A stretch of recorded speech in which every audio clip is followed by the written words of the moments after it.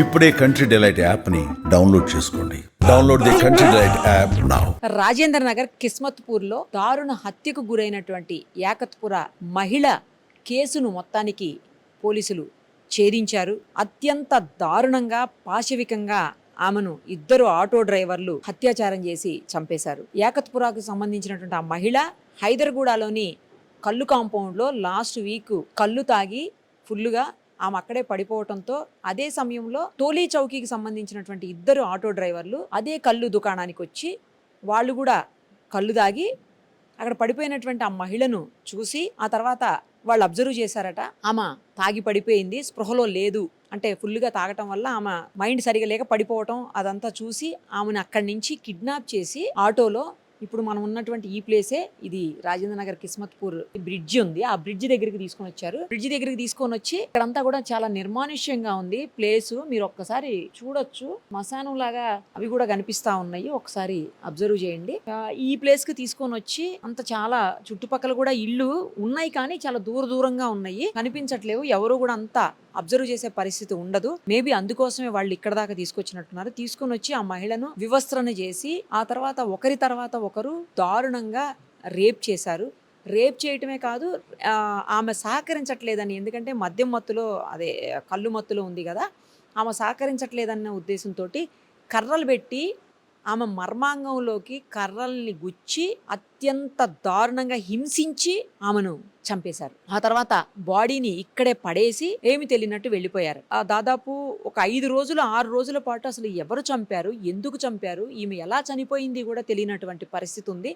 ఆ తర్వాత పోలీసులు పకడ్బందీగా మొత్తం నాంపల్లి నుంచి హైదర్గూడ వరకు మొత్తం సీసీ కెమెరాలన్నీ తీసి ఫుటేజ్ మొత్తం పరిశీలించి ఆ తర్వాత ఆ ఆటోలు ఎటుపోతున్నాయి ఏంటి, ఆమెను ఎక్కించుకున్న తర్వాత ఎటు వెళ్ళారు అని చూసి అక్కడి నుంచి వాళ్ళు ఇప్పుడు మనం ఉన్నటువంటి కిస్మత్పుర బ్రిడ్జి దగ్గరికి రావటం గమనించి అందులో మొత్తం సీసీటీవీ ఫుటేజ్ అంతా తీసిన తర్వాత పోలీసులకు క్లియర్గా క్లారిటీగా ఎవరు చంపారు, ఎలా చంపారు అనేది బయటకు వచ్చి మొత్తానికి ఎస్ఓటీ పోలీసులు హంతకులిద్దరిని కూడా అరెస్ట్ చేశారు. ఇది లాస్ట్ మొన్న ఆదివారం కాక ముందు ఆదివారం జరిగినటువంటి ఘటన.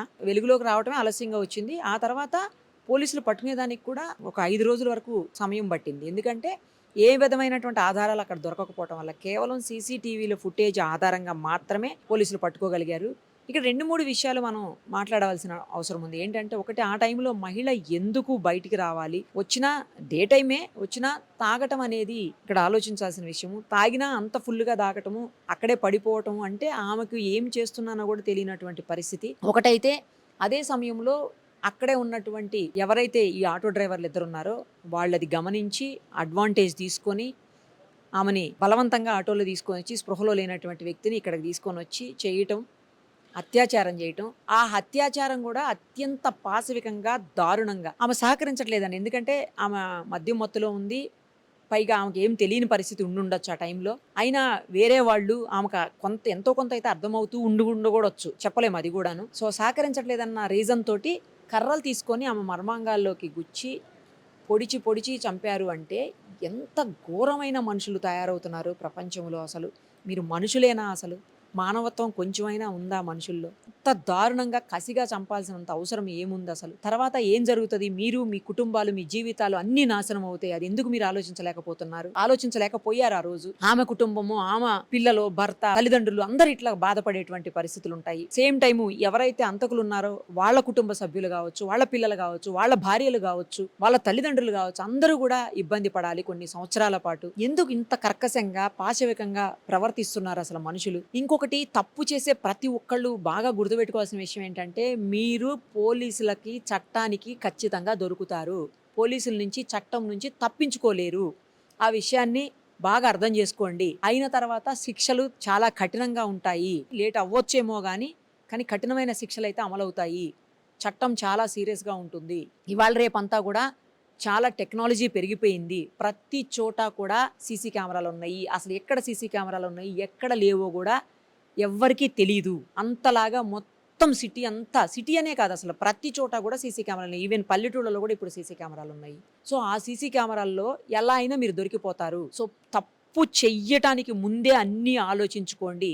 చేసే తప్పు వల్ల ఎంతటి ప్రాబ్లం అవుతుంది, ఎంత ఇబ్బందులు పడతారు, ఎన్ని ప్రాబ్లమ్స్ ఫేస్ చేయాలి, మీరు కావచ్చు, మీ కుటుంబ సభ్యులు కావచ్చు, ఇవన్నీ ఆలోచించుకోండి. చట్టం అయితే వదిలిపెట్టదు. పోలీసులు ఖచ్చితంగా ఎక్కడున్నా, ఎంత లోపల మీరు దాక్కున్నా, ఎంత మనం ఎవిడెన్స్ లేకుండా, ఏ ఆధారం లేకుండా మనం తప్పు చేసామని మీరు అనుకున్నా, ఒకవేళ అలా చేసినా ఎలా అయినా సరే పోలీసులు పట్టుకుంటారు. ఖచ్చితంగా దొరుకుతుంది. ఏదో ఒక్కలు తప్పు చేసిన వాళ్ళు వదిలే వెళ్తారు, అది దొరుకుతుంది. ఇప్పుడు ఉన్నటువంటి టెక్నాలజీలో సీసీ కెమెరాలు కావచ్చు, లేకపోతే ఫింగర్ ప్రింట్స్ కావచ్చు, లేదంటే ఎఫ్ఎస్ఎల్ కావచ్చు, ఇంకా చాలా ఉన్నాయి. ఇలా ఖచ్చితంగా దొరుకుతారు.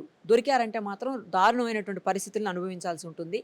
సో తప్పు చెయ్యకండి, దారుణమైన తప్పులు అసలు చేయకండి. ఏం చేస్తున్నారో ఏంటో తెలివితో ఆలోచించుకొని, తాగిన మైకంలో తెలియకపోయినా సరే కనీసం ఎవరు ఏంటి ఎక్కడికి వెళ్తున్నాం ఇవన్నా తెలుస్తాయి కదా. కానీ ఎంత క్రూరం అంటే, ఎంత ఘోరం అంటే, మహిళను అత్యంత ఘోరంగా దారుణంగా చంపి పడేస్తే ఇక్కడ ఇదే ప్లేస్లో పడేశారు. ఎటు పోతుంది ప్రపంచం, ఏమవుతుందో ఏం అర్థం కావట్లేదు అసలు. మీ లైఫ్ స్పాయిల్ అయిపోతుంది, మీ ఇన్కమ్ ఆగిపోతుంది, ఫ్యామిలీ అంతా నాశనం అయిపోతుంది. ఇవన్నీ ఆలోచించుకోండి దయచేసి, ఏదన్నా చేసే ముందు తప్పు. లేదంటే మాత్రం ఖచ్చితంగా కఠినమైన శిక్షలు అనుభవించాల్సి వస్తుంది. సుమన్ టీవీలో మీ పర్సనల్ అండ్ బిజినెస్ ప్రమోషన్స్ కోసం కింది నెంబర్కి కాంటాక్ట్ చేయండి.